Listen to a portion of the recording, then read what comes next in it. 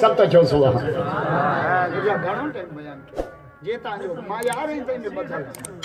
दी लगो प्यार में मन मुक्तसर के हां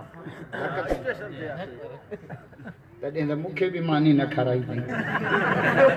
भले मोलो रड़ियूं सवायूं करे सभु त चओ सो हीअ त मां पहिरियों दफ़ो मीर साहब जी दावत ते तव्हां वटि आयो आहियां तव्हां सां रत जो ग्रुप मिलाइण ऐं मूंखे लॻे थो पंहिंजो ग्रुप मिली वियो आहे छा त ख़ल्क़ आई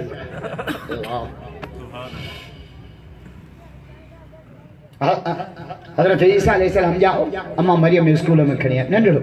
उस्ताद जो पुट पढ़ अलिफ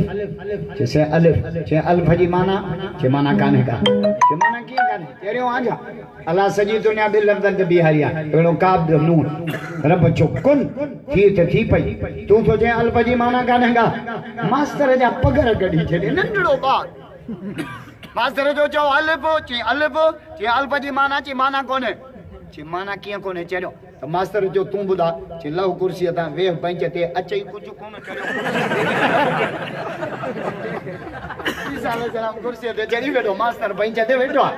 3 कलाक तकरीर के रुगो अल्फत राज हना था जो सुभान अल्लाह ऐ बुधो मीर साहब जे दावत ते अचण वारो ईसा अलैहिस्सलाम वाहिद नबी आ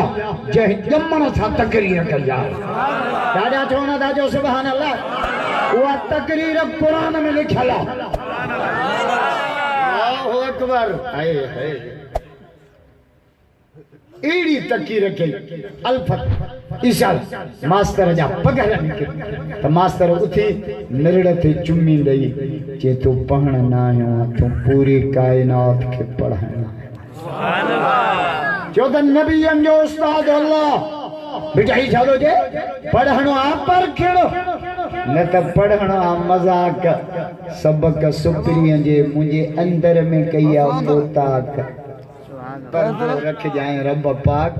औ हरफ न जाना है हिक बेटा ही दो जे पढ़ा पर कढ़ा की न की पढ़ो पर समझी पढ़ो ठीक है किताब कादर तो माना सा पढ़ो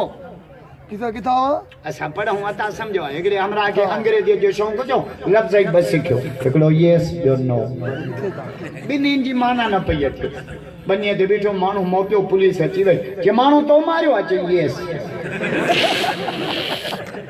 अरे छो मारियो सी दो केड़ो चिन्नो कोई दो पढ़ो त समझी पढ़ो बेटा ही जादो जे पढ़णो आ परखण न त पढ़णो आ मजाक सबक सुप्रिय जे मुझे अंदर में कया ओता